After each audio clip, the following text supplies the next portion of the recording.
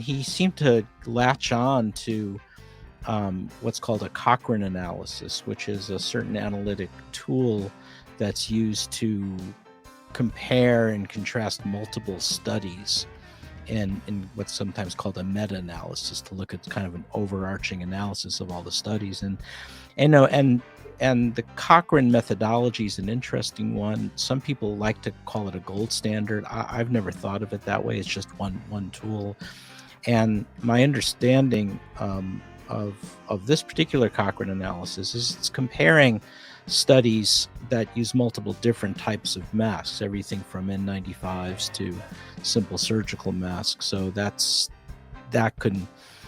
can cause skew some of the results in one direction or another, because the surgical masks are just not as good as N95s.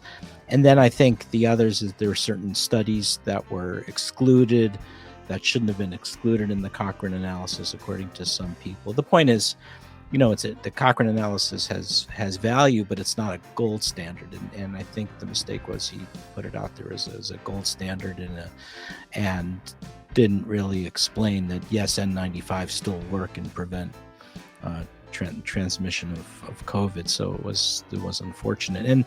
And the editors in the New York Times should have kind of put the brakes on it, or at least said, hey, Brett, maybe you want to, or show it to a scientist, right? And say, hey, maybe you want to rethink this guy. And so I got frustrated because, these are our flagship newspapers, Pete, right? New York Times, Wall Street Journal. If we can't depend on these guys, that's not good. So to have this happen twice in 1 week gives me pause for concern. We need our journalists to hang in there with us. They've been good during the pandemic overall. I mean, I can't even tell you the number of journalists I've spoken to, but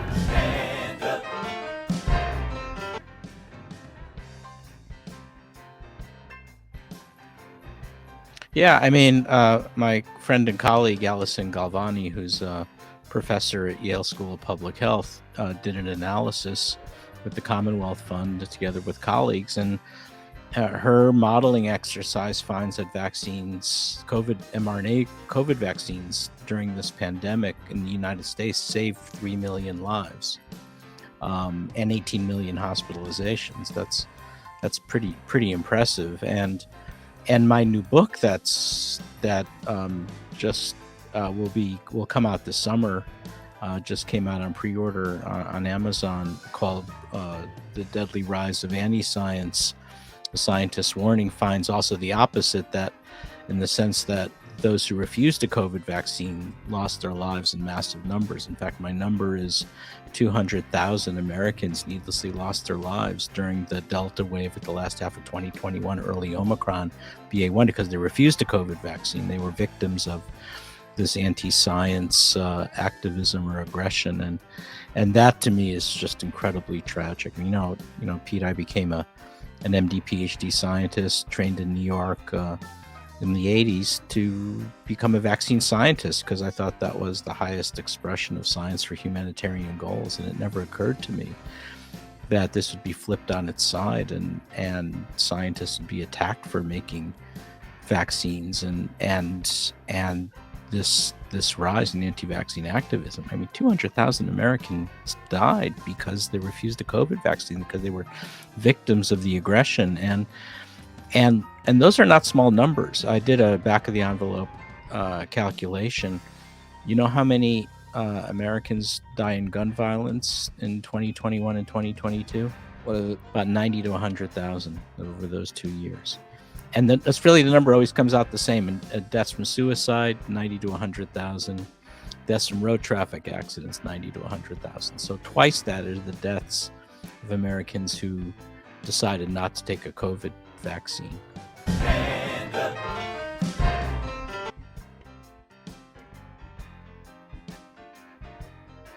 Well, my understanding is together Pfizer and Moderna got $30 billion in U.S. taxpayer dollars, $30 billion. And that was both for development costs given to Moderna as well as the advanced purchase for the vaccines. So, Then we heard they want to go up to $130 a dose. And you want to just say, guys, dial it down. I mean, you just got $30 billion and now you want to quadruple the price. I mean, do you not think people are not going to take that very well? And so, how much do you think? So I mean, I'm always in this balance because people want to be quick to demonize the pharma companies, and I get that. And what I say is, look, I'd rather not demonize the pharma companies. They do good, and they provide a lot of vaccines for the world.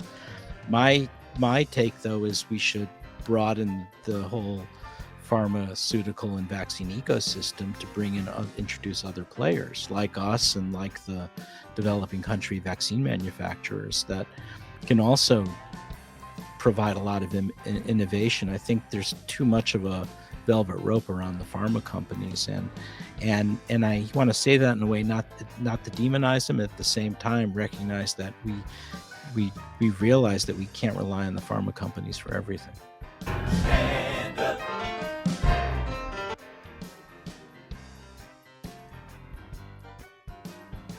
Well, it's important because, remember, this is the third major coronavirus epidemic / pandemic of the 21st century. We had SARS in 2002, severe acute respiratory syndrome that was devastating. It started in southern China, affected Toronto. It took bringing the Rolling Stones to Toronto to get the economy back. And I don't know how much longer we can count on the Rolling Stones to rescue us. and then in 2012, Middle Eastern respiratory syndrome started. So that's why we started working on coronavirus vaccines 12 years ago, because we saw SARS and MERS and said, you know what, there's going to be a third one. And guess what? There was a third one, that was COVID-19. And now I'm saying, you know what? We still don't really understand at a granular level how these viruses jump from bats to humans or through second intermediate animal hosts. We've never really done the outbreak investigation in central China that needs to be done. So without that understanding, I don't see what prevents a fourth one from coming up. I mean, Mother Nature's telling us what she has in mind. She's hurling a major coronavirus pandemic at us every 7 years, 2002, 2012, 2019. So I think before the end of the decade, we're going to have a fourth major coronavirus epidemic, pandemic, which hopefully it won't be as bad as COVID-19, but maybe it'll be worse than COVID-19. And that's what we need to focus on. We need to have all hands on deck understanding the origins of this at a very granular level, which we don't.